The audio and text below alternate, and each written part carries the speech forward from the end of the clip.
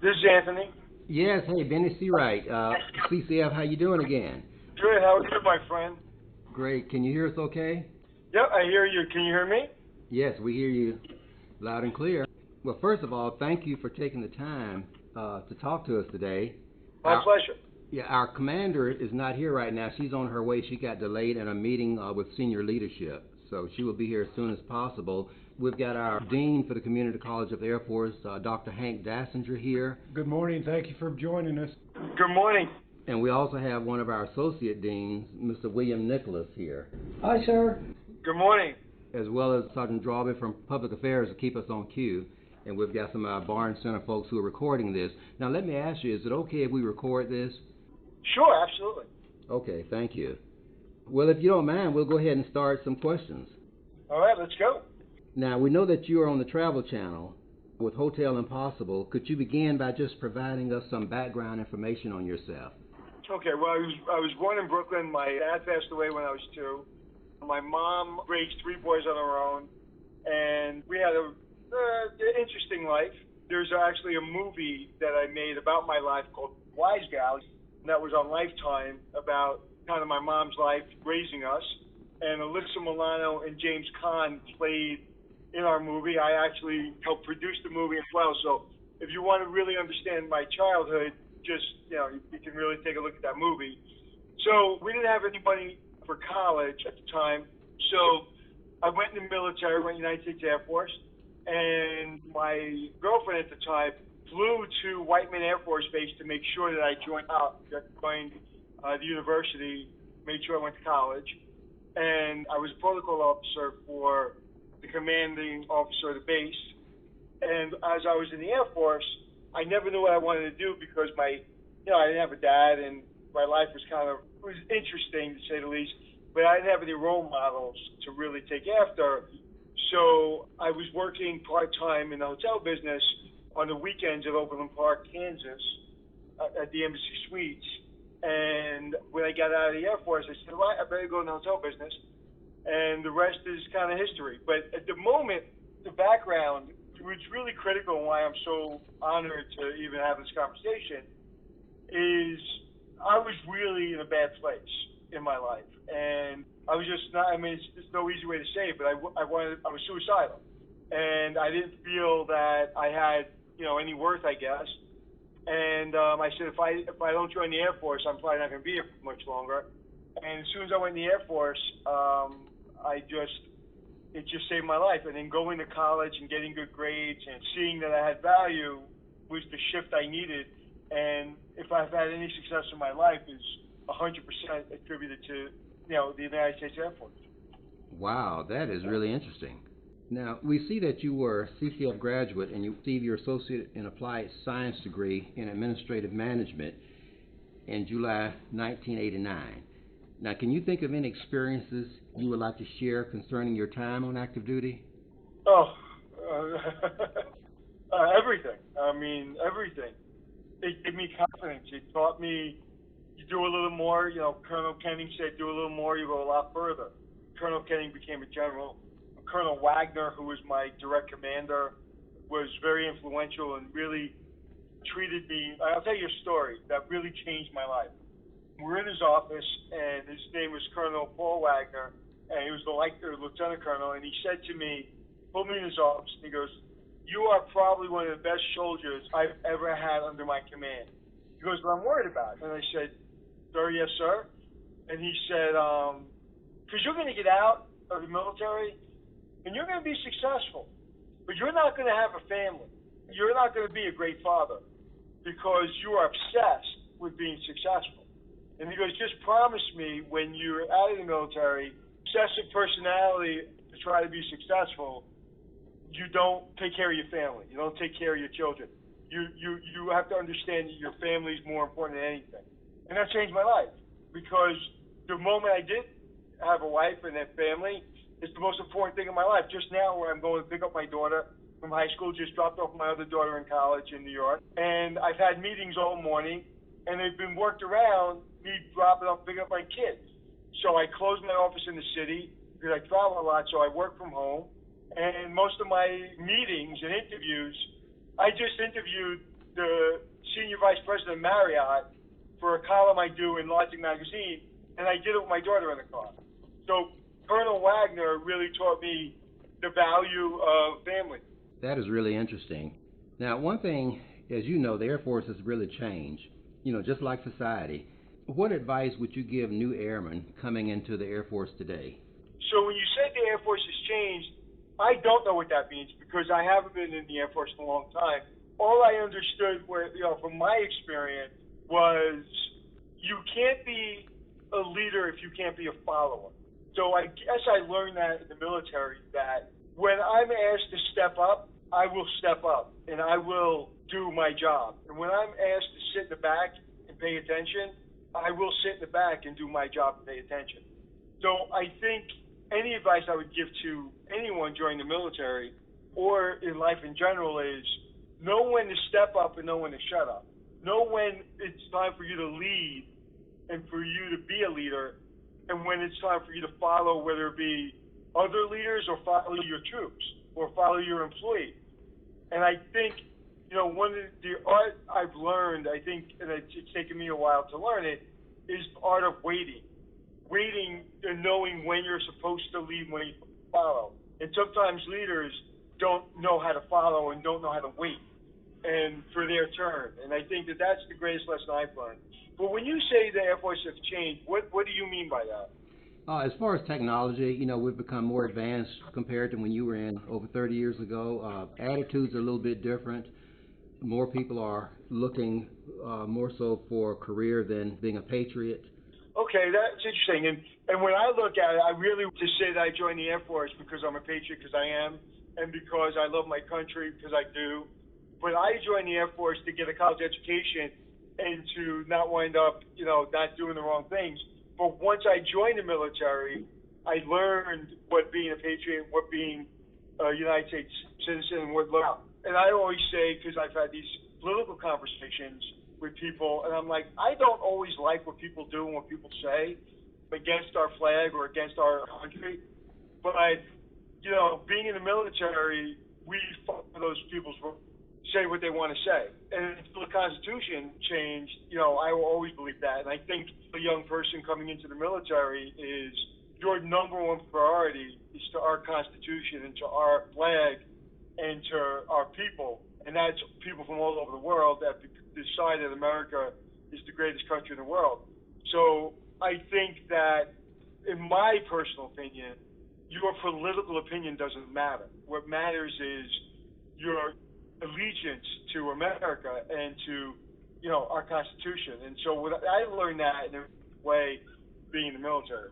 Okay, and just like we have people coming in, many times when we leave a career to start another one, just for instance, like when we retire, as you know, it can be really scary. Is there any advice you would have for our military members who might be either separating or retiring from the Air Force in the near future? Yeah, that's a great question. And I would tell you this. Don't start where you ended. Meaning, you may have been a chief, you may have been, with whatever position you were in life, but you need to maybe just reassess. I always say people don't change. So if you have a chief coming out and the chief's willing to be, has always been in charge for the last 10 years and, the buck stopped with him, that doesn't mean that you don't have the value, and that doesn't mean your decision-making skills won't be asked for. But you have to shift. And one of the things that I talk about personal branding all the time. I do a course at Cornell called Personal Branding. I have a speaking engagement that I do all the time about personal branding. I'm writing a book about personal branding. And personal branding, you have to constantly readjust your position you're in, but it doesn't reposition your personal brand. And so what I've understood, whether I have a hit TV show, whether I'm trying to develop a podcast, or I'm just hanging out with a bunch of people, I know my position. And I think that people coming out of the military, they have to understand that they don't have to start over at all. They just have to reassess and maybe go back to their skill level that they haven't used in a while. Maybe following, or maybe waiting, or maybe, learning how to reposition their brand. And I think that is really critical. One of the things I've learned, and one of the things I try to talk about and teach is, what's your superpower? What's your superpower that made you really successful in the military is the same superpower that you're going to be successful with outside the military. However, people aren't going to value your superpower the same way they did in the military. And that is where you've got to be able to take your ego and adjust it and manage your ego. I think the greatest thing that you have to do coming out of the military is adjust your ego. And that's hard. And I think knowing your superpower is the most important, because if you know your superpower, you'll be more patient in waiting for people to understand and identify your superpower. That is really interesting, a very interesting concept. We appreciate you being so candid with our questions. Our Commandant has just walked in, Lieutenant Colonel Pursuto, and we're about to wrap it up, but I'm going to turn it over to her in case she has anything that she would like to ask, or if anyone else in the room would like to ask anything. How are you today, sir? I'm doing well, Commander. How are you? I'm doing fine. I'm sorry I missed the beginning briefing with the 3-star this morning. I didn't see anything interesting. Don't worry. Well, I did catch one of your programs this weekend in preparation, and I think it's fantastic. Well, which one did you watch? It was a bay show. It was on the ocean. I think it was in Maine. It was one of your very first ones. Okay. I will tell you that, in doing the show, and I didn't realize this until later, in doing the show, I probably am, I'm a natural, apparently, people say, at just being able, because everything's real. The entire show's real. I've never seen the hotel. I've never met the owners. When they yell cut, I don't talk to anybody off camera. No one's given a script. If anybody is, the producer will immediately be given a plane ticket home. So it's the most stressful job I've ever had. And I probably learned in the military to cope with stress and to cope with what's in front of you. So United States Air Force, going to college, it's really taught me to just take things as they come and be able, as a commander, just take it as it comes, and there's nothing that's going to be put in front of you you're not going to be able to handle. And I think that is, probably the greatest achievement in being, in the military is I'm going to be able to handle anything. Absolutely. I think the part that I like the most about it is you were standing down on the beach for a 10 o'clock staff call, and no one showed up. And I've been there. And expectation management, I think, is important. And then you went back up and provided the owner or the manager your expectation management. And that really helped. Yeah, I'll tell you, since you watched that show, I didn't realize that show was on, but that was my pilot. Okay, that was the pilot. That wasn't even the TV show. So that wasn't. It was like, we'll see if this guy's any good, this show's any good. So I went there not knowing what I did, and I remember that show, every moment of that show, because getting back to I can handle anything. I'll tell you, and you can write about this or whatever, but I'll tell you an inside baseball story about that. One, I remember what I said to him when I went up on the stairs. I said, you're on Montauk time. You're on guest time. You're not on Montauk time. Right. You're not on Paul time. You're not on Anthony time. You're not on Montauk time. What is Montauk time? And I remember that vividly. But what people don't know, and I don't think I've ever publicly talked about this, but there's a gentleman I met in the military named Herbert Russell Hooks, who was my best friend in the United States military, in the Air Force, and he became the godfather of my children. He lived in my house 6 months of the year because he retired as a corrections officer in New Jersey, and was literally the closest human being to me outside of my wife and children. And that day when I was running up the stairs talking about Montauk time, an hour before that scene, on the first day I'd ever shot TV, my best friend had a heart attack and dropped dead. Oh, I'm so sorry. So I went into that scene, into that show, knowing the Godfather, and my children were as close to him as they were to me, and he passed away.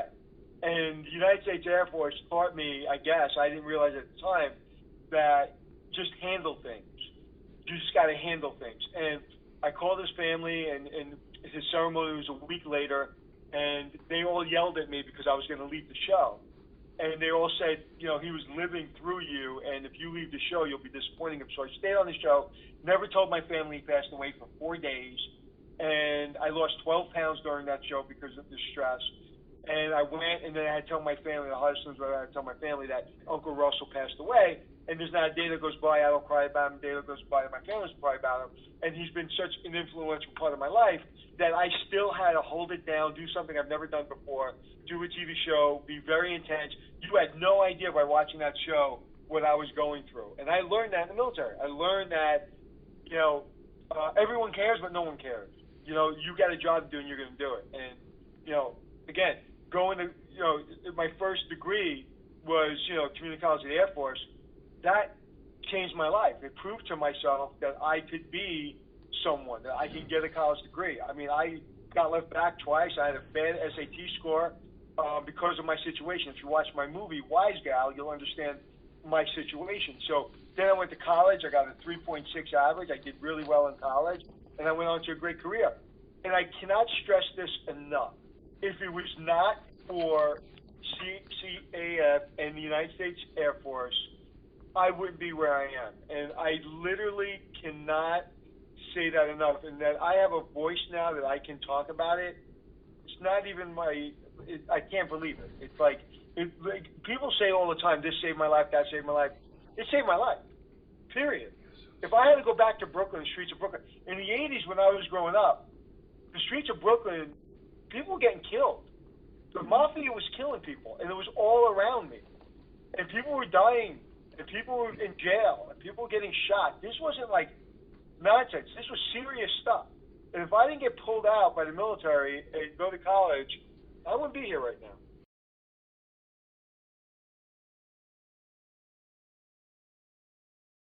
Anthony, this is Hank Dassinger. I'm the dean. I want to talk to you a little bit, if I can, about college. One of the things that happens in the Air Force is that our airmen are actually enrolled in the community college of the Air Force, and they may not even realize it, and they're actually completing their education and training. They don't know about it. Tell me a little bit about that situation for you. For example, you know, what was your view of college when you came in? Were you the first one from your family to go to college, or did you kind of get the college scene and knew that that was important? What was it like to get your college degree? Can you talk a little bit about that? I was the only person in my immediate family who went to college, and it was something. When I was in first grade, I had asthma, so I was left back. And then when I was in 12th grade, I wasn't doing the right thing, so I was left back. So I was 2 years behind. I graduated high school when I was 39 years old. So I was, you know, I graduated high school 2 years ahead or behind where I was supposed to graduate high school for a number of reasons. So when my friends were going to college, I felt already behind. So when I went in the military, I had a girlfriend who's a friend of mine to this day. Her name was Suzanne. And her family, her mother, her father went to college. Her brother now is a professor at George Washington University. He's a lawyer, astrophysicist. Her father was a lawyer. She's a lawyer. Her husband is a very big person in the tech industry, was one of the first people at Facebook and Uber. And so she came from college-educated people, and she really emphasized college. So when I went in the Air Force, she made sure I signed up, and I knew if I got out of the Air Force without my degree, I would never go back and get my degree. So I got my associate's degree as quickly as I could, and I got my bachelor's degree as quickly as I could. So 3.5 years into the military, I had 3 degrees, you know, or 2 degrees, an associate's degree and a bachelor's degree, 3.5 years at night as I had a full-time job in the Air Force, and I worked on the weekends. So what it meant for me was I had an obligation to get my degree, and what happens is what I found, at least when I was in, I'll get it when I'm out. I don't have time. It's too hard to be in the military and also get a degree. And I remember not allowing that to make my excuse, not to give that excuse to myself. I remember that when my friends were out partying, that I had to do homework. That doesn't mean I didn't party. That doesn't mean I didn't have fun. But I just was afraid, personally, to get out of the military without my degree because I never thought I would go back. Whereas a lot of people wait until after they get out, and when they have this great opportunity, they're enrolled, and they don't take it seriously. So what I would tell people that have that opportunity is the world ain't waiting for you. The world ain't waiting when you get out of the military. They're on to the next thing. And if you have a college degree now, when you're, whether it be associates or bachelor's, I mean, you're in trouble. Now, the military will be obviously an important factor, but one of the things I've learned is people don't understand the military. So I always will try to hire military over anyone else because I understand the military. I understand what's required. So if you have a degree and you have military experience, I will hire you. But most people won't because they don't understand the military. My kids are they don't understand the military. They're so far removed. I did a speaking gig at Ranger School for the Army about people transitioning out of the military, and my daughter was like, "Why are we in town?" I go, "We're not in town. We're on the base." She goes, "But Dad, we've been driving for 20 minutes." I said, "Yeah, we're on base." She never had a clue that the military is its own little world. So I would say that when you get out, your military career is important, your military experience is important, and the way you present yourself is important. But a lot of people are hiring you don't understand what that means. So if you don't get your college degree, that's a problem. I find that that's a problem. Hey, Anthony, Hank Dassinger again. I got to tell you, I'm just struck by the realness of the stories that you're telling, and the willingness to just kind of open up what's going on and what has happened in your life. I think it's a compelling story. The CCAF celebrates its 50th year anniversary in 2022, and I wonder if we can put a footnote here and your schedule permitting, maybe circle back with you and see if there's some way you'd like to become involved in that celebration of 50 years of the Community College of the Air Force, and perhaps even maybe being a speaker at our banquet that we have. We're going to have it in conjunction right now tentatively with the Air Force Sergeant Association Professional Airmen's Conference, so there'll be airmen, thousands and thousands from all around the world. Can you just maybe let us put a footnote here and circle back with you to see if your schedule permits? Well, the only way I won't be there is if I'm dead. Thank you. Thank you so much. Appreciate that. What month is it? Do you have a date or a month? It is August of every year, and so we would be looking at August of 2022. That would be 50 years after Gerald Ford signed the legislation establishing the Community College of the Air Force. And again, the stories that you're telling are just compelling, and I'm guessing a lot of airmen in the room will identify with one or more of your stories. You have many. I mean, your own issues with thoughts of suicide, your willingness to come in the Air Force, and the lessons you've learned, the importance of college, the first-time college attendee in your family.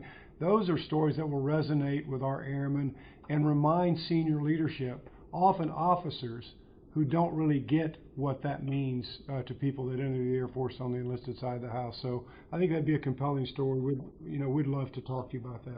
Well, yeah, absolutely. And what I would like to do is, whoever handles your social media, is if you wanted once a month or whenever, put together something that you'd like me to put out on my social media, because I'd like to be able, even before it's 22, is constantly talk and tell people that I went to Community College Air Force, was my first degree, and because no one knows about it, no one knows I did it. So I would love to tell that story. If you want to once a month do an interview with me on social media, whatever you want to do, I'm 100% in. But I need somebody to kind of facilitate that. Yeah, you got it. We'll do that for you, and we'll give you some prompts and things to think about to make that experience easy for you. That would be awesome. Thank you so much. Yeah, my pleasure. Yeah, but the one thing I will absolutely say that I think is more important now than ever, one of the things that people say to me that, Anthony, it's so hard to get a job, it's so much harder today than it was 30 years ago. And I will say absolutely that is incorrect. When you were, in my opinion, and as a guy that hires people all the time, 30 years ago, you would hopefully see an ad somewhere and then hopefully you'll get an interview, and hopefully that one person will hire you. Today, if you want to be a nuclear physicist in China, you can find the person that is in charge, and you can somehow DM them or get to them. I'll give you an example. Today, there's a lot of people know who I am, but very few people reach out to me. Once in a while, and I'd say not more, it's more than once in a while, I'd say once a week, I have somebody from somewhere in the world DMing me and say, hey, I'm a college student. Do you have any advice for me? And this is what I do. I give them my cell number, and I say, hey, Tuesday I'll be in the car driving to the airport at 10 o'clock. Call me. And they're like, really? And I'm like, ask me again, and you won't be able to call me. And they call me, and I spend maybe, depending on how much time I have in the car, I have 45 minutes in the car. I'm talking for 45 minutes, giving them advice. And I'm not just sending them a text message. One, because I don't feel like sitting there for 20 minutes giving you advice for a text message. And two, I'm much better talking to people than I am just writing you a text. But they have to take the initiative. So nowadays, it's much easier to find a job because there's easier ways to get to people that have some influence. So it's much easier to get to me. Like when I was a kid and I was watching I Love Lucy Ball. How would you ever get to Lucille Ball? Well, nowadays, I can get, like, I have a friend that is on a show called Queer Eye on Netflix, okay? And I know a lot of designers, and he's a designer. And they're like, you know Bobby Berg? I said, yeah. He's the most famous guy right now he's just got the Emmys Award last night. And he was one of the most famous people on, in design. So if I have a friend that wants to know about design, I can get them in touch with Bobby Berg. I had a friend this morning call me, my partner, and said, hey, I have a niece that wants to be a model, and they sent her a picture, and sent me a picture. I said, oh my God, she should be a supermodel, no problem. Do you know anybody? And I was like, nope, I know no one. And they go, oh no, my God, my producer. She's just produced an entire reality show for Vogue magazine. So she knows all the supermodel people. I'll put you in touch. So today, it is so much easier. But the problem is people don't do it. People don't reach out to me. People don't reach out. Don't use social media in the right way. Don't use LinkedIn. And so to me, it's much easier to connect to people than it was 30 years ago. And it's much easier to get a job. The only thing is you have to be prepared. You have to be ready. You have to be prepared for rejection. My daughters, I have 3 daughters. I have 2. One's in New York City. I just dropped her off. She's in New York City. She's going to college for theater. I have one going to college she wants to be a wedding planner, and one wants to be a school teacher.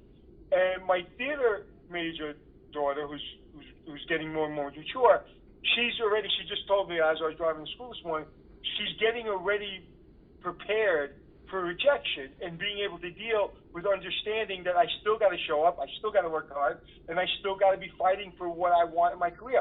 Her best friend just got the #1 show on Broadway. He's 16 years old, and he is Evan Hansen on Broadway. He's 16 years old. So you have to want it worse than anyone else. You have to fight for it worse than anyone else. And I didn't have a career, and I don't have a career that I have because it's easy. What I do is really hard. What I continue to do is really hard. I may never get picked up for another TV show as long as I live. So what? Who cares? There's 2 ways to look at life. Who cares and have a frown on your face, or who cares with a smile on your face? And that's what I want to tell people get out of the military. Because you're in the military, because you have a college degree, who cares? You've got to fight really, really hard for it. And as long as you're passionate about what you're fighting for, you will always have fun. Doing my TV shows is the hardest thing I've ever done, but I never had a bad day in my life.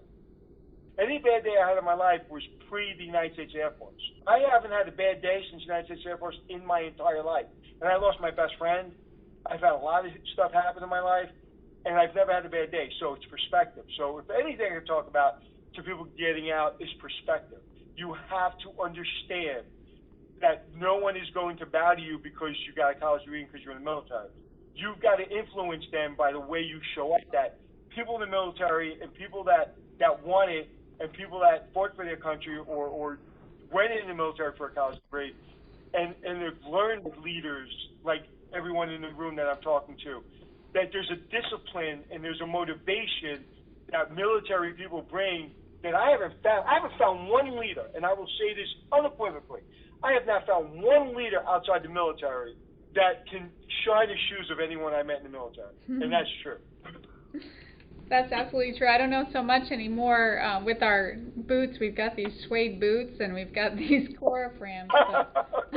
But I'm with you, and I think that you're really instilling great values in your girls, especially with the effective use of social media, but also being willing to put themselves out there, even if it means that they'll be rejected the first time, that try and try again, that we youth of the 80s learned so well.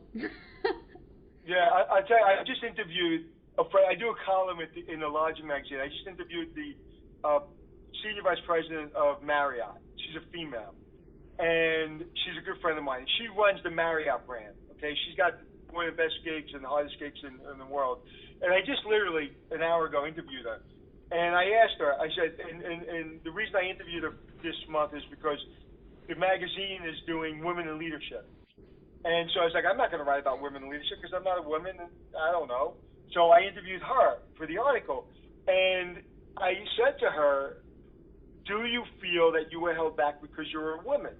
And she said, I was so busy working hard that I didn't pay attention. She goes, so it's none of my business what people are saying about me. I was just too busy working hard. I said, were you ever not given a position because of your agenda, And she said, once again, I was too busy working hard to care about that. And it was her perspective. And I remember, because she's a personal friend of mine, she didn't get a job 2 years ago as the general manager of the Element Hotel in New York City, which is their flagship Element Hotel. And I remember we had a drink. She was a little upset about it. She got over it. And then 2 years later, she's sitting in the most senior leadership position in Marriott. Her perspective didn't allow her to get upset. Her perspective didn't say it's because she was a woman. Her perspective didn't say it's I deserve that job over that man. I've been here 30 years. He's been here 30 seconds. Her perspective said, so what? Life isn't fair. I'm moving on. And that's what I try to instill in people. I don't know what it's like to be African American. I don't know what it's like to be a woman. I don't know what it's like to be handicapped. Okay? I don't know how hard it is to fight. All I know is you have to fight. Coming from a mother that ran numbers for the mafia, coming from, not having a dad, being short, having people make fun of me because I got left back, feeling stupid, being suicidal. I've only had to fight for my life. I don't have a pension. I have to fight for my retirement. And that's what I want people to understand. Colin Powell is one of the greatest, I would say the only person I would really say is someone that I would say was kind of really, I never really looked at people and say, that's my hero. And I remember I was running the Plaza Hotel, and he was in the presidential suite, and he needed his tuxedo. And I was the manager, so I wouldn't bring a tuxedo. I would have somebody else do that. And I asked my employee, I said, hey, can I bring that up to Joe Powell? And they said, sure. So I went up there, and he's the only person I've ever asked for an autograph in my life, to this day. Because I couldn't imagine what he had to fight through to become who he was, coming a kid from Harlem. And so all I can say is, no one cares, so what, move on. And that's, to me, is what I try to instill in my children.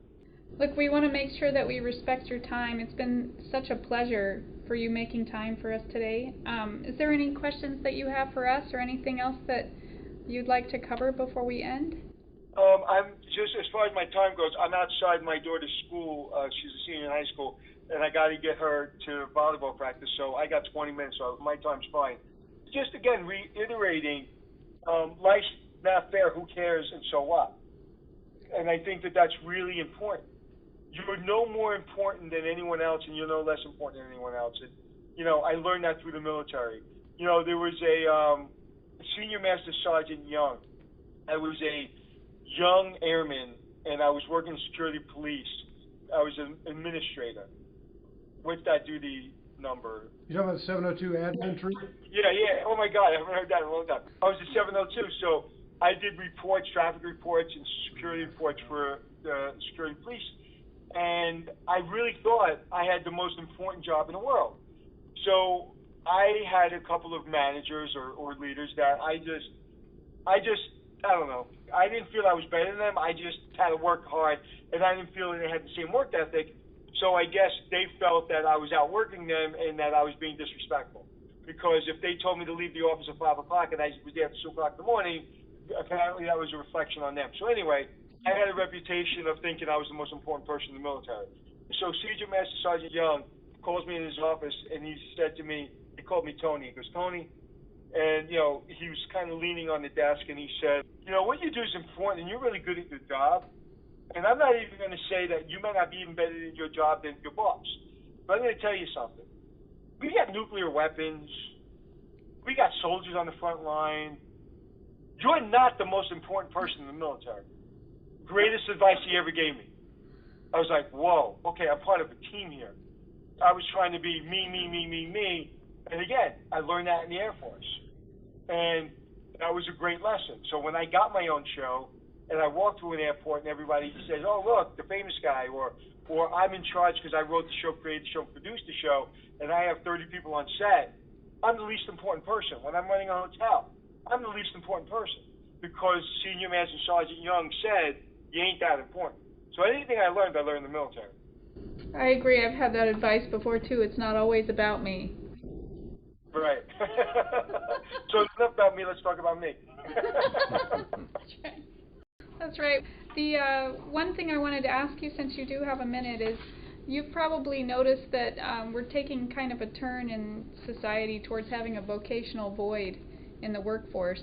So we've recently been asked, how do we prepare the Community College of the Air Force for the next 50 years?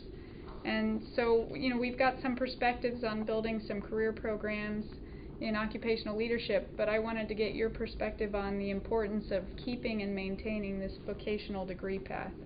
I will tell you, I live in a really nice neighborhood, and the richest person in my neighborhood is a plumber. So I tell my children all the time, I have 3 girls, and I said, please don't go to college, please join the military and go to college, or please get a trade. Like, one of their friends went to makeup school, and they were like, oh, she went to makeup school. I said, yeah, and she's going to have more money, and she loves makeup, and she's going to be more successful than everybody. You know, this kid who's now on Broadway, everybody's like, oh, he wants to be on Broadway. Yeah, the kid's got the lead in Evan Hansen. So I truly believe in that kind of education. I truly believe in following your passion. And, you know, I know a lot of overeducated people that don't have good jobs. So I believe in that, and if there's anything I can do to help foster that, what I'd like you to do is I'd like you to use me. You know, don't wait for 2022. Use me now. You ask me, you want me to come speak to a bunch of people, let me speak to a bunch of people. You want me to, you know, to help you run a class, whatever you need me to do. I'm busy, but I'm very available for stuff like this. I basically make my own schedule. I'm not shooting the shows right now, so I do a lot of travel speaking. I have my own business, my own revenue management business for hotels, but I'm in control of my schedule, so I'm as busy as I want to be. That's wonderful. Thank you so much. Well, we really appreciate you being so candid with us. This has just been so awesome. Now, we're going to be using this on our website. We're going to be posting this on our social media. Would that be okay with you? Absolutely. Okay. Once we've completed and just tag me so I can I can tag it. Absolutely. We're working on building our strategic messaging platform back up, and part of it is with our Facebook page. There's 12,000 members on there, and so we're figuring out how to best bolster our manning so that we can ensure that we manage that properly. Do you use a social media app? I don't mean to interrupt you. Oh, no, you're fine. A social media app called TikTok? Yeah, okay. I'm looking at our PA guys there nodding, yes. Yeah, okay. TikTok right now is the Facebook of the next generation. What? My children got me involved in it, and they make fun of me on it all the time. It's like it's their way to abuse me.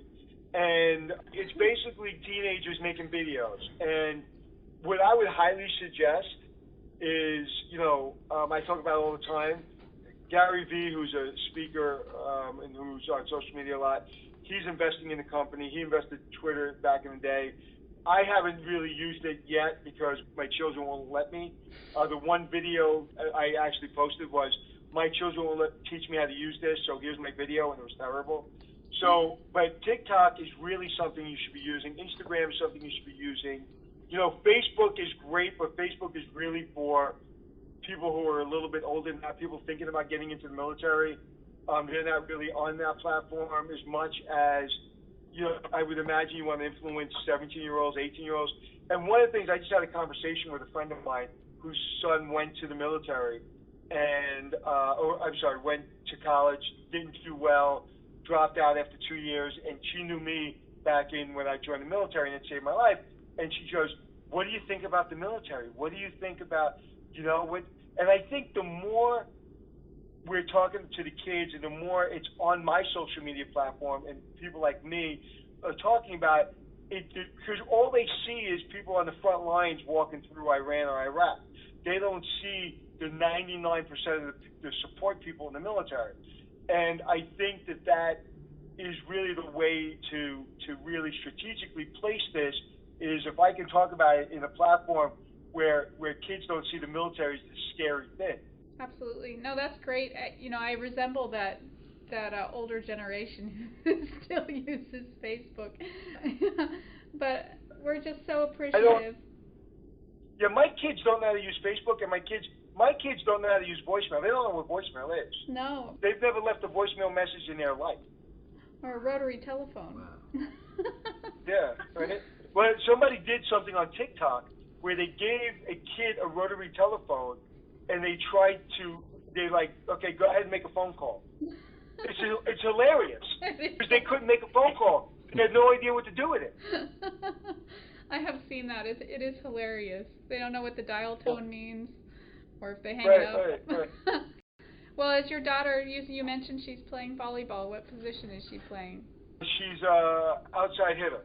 Oh, wow. You play volleyball? You play volleyball? I was a setter in high school, but I wasn't tall enough to be any sort of hitter. Well, how tall are you? 5'4". Yeah, my daughter's 5'6", and she's the shortest hitter. So we're going Thursday. She's going to spend the night at Manhattanville because they're interested in her. But she's if she was 6 foot, she'd be playing Division I because she's talented. But since she's a hitter and she's only 5'6", she wants to play Manhattanville. So I'm crossing my fingers that she gets on the team. But yeah, she can jump like she's 7'2". Well, that's amazing. That's all that's important right there.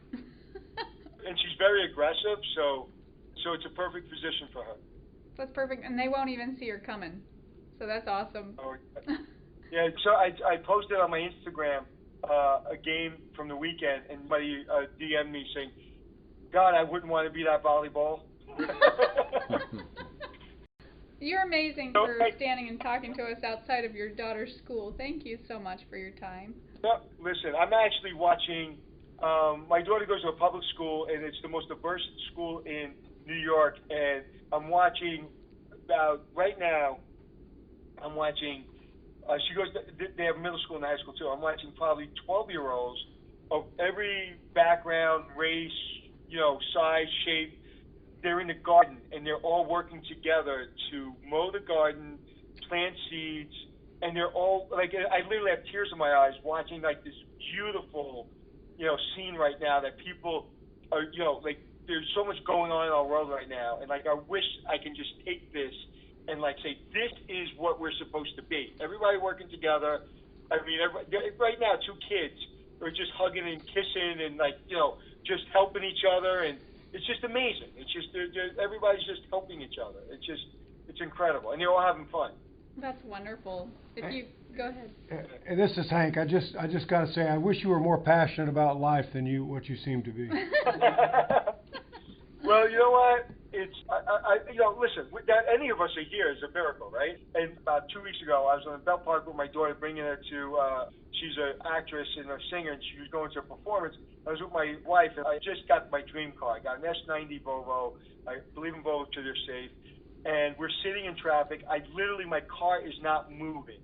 And some 18-year-old in a BMW completely totaled my brand new car. Oh. And my daughter and my wife walked out without a scratch, and she was performing an hour later because I was in a really safe car. So like that moment, and at that moment my daughter was home and a tornado ripped through our neighborhood and it missed our house that nobody's talking about because it was in Queens and nobody thinks tornadoes happen in Queens. And it just went over the water, and because we live near the ocean, it just missed all the homes in my neighborhood. So in 1 hour I could have lost my family, my house, and my daughter. So I just look at life as, hey, I'm here, man. I may well be positive because if I'm negative, nobody cares. That's my mantra. My mantra is Passion changes everything. If nobody cares, so what? You're very inspirational, and thank you for the opportunity to give you a call back and utilize that inspiration for our youth here in the Air Force. Just enjoy your wonderful day. Thank you.